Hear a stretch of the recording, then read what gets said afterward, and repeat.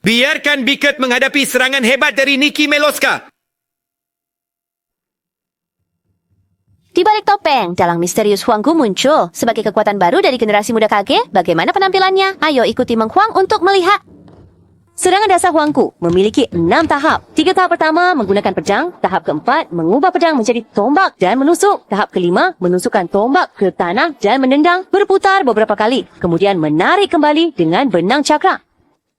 6 dimensi menahan pedang dan menebas. Keterampilan pertama, teknik boneka pedang memiliki 2 tahap. Tekan untuk melepaskan keterampilan tahap pertama. Maju dan mengayunkan pedang. Melompat dalam lingkaran kuning keterampilan. Tekan lagi untuk melepaskan tahap kedua. Aranggu melompat dengan pedang dan menebas ke bawah.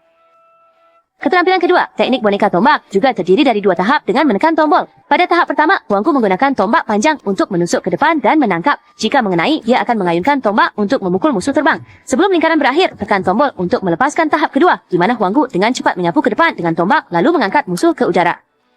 Bayangan pedang dan kilatan tombak saling berjalin. Kombinasi pedang dan tombak yang lincah membuat musuh kewalahan. Huang Gu dapat mengombinasikan jumlah tahap dari keterampilan 1 dan 2 secara bebas, menciptakan kombinasi teknik senjata yang berbeda. Dapat mengombinasikan 2 tahap untuk serangan cepat, atau memilih 3 tahap untuk strategi bertahan, atau langsung melancarkan serangan 4 tahap penuh. Ketika kombinasi keterampilan adalah pedang, tombak, aranggu maju dengan pedang, melompat menyerang musuh, kemudian melompat dengan tombak mengejar, dilanjutkan dengan tusukan pedang, dan akhirnya menebas dengan tombak. Ketika kombinasi keterampilan adalah pedang tombak pedang, Huang Gu akan dengan cepat menusuk musuh ke tanah setelah mengejar dengan tombak panjang dan mencabutnya untuk melontarkan musuh, kemudian menghunus pedang untuk membunuh.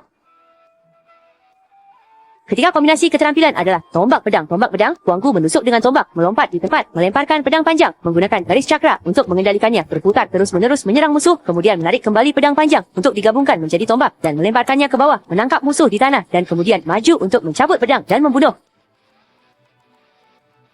Ketika kombinasi keterampilan adalah tombak pedang tombak, setelah menarik kembali pedang panjang dengan cepat menukik dan menebas dengan pedang, akhirnya mengangkat tombak dan menebas ke bawah untuk mengakhiri.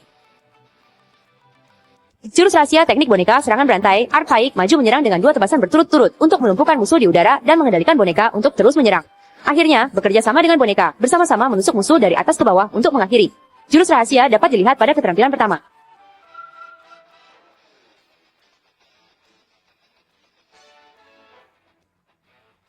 Pedang panjang menerjang seperti angin, tombak menusuk mencari musuh. Boneka bekerja sama mengakhiri pertempuran. Suka dan ikuti, lihat aku Meng Huang mengendalikan tombak panjang dengan presisi menusuk hati kecil kalian.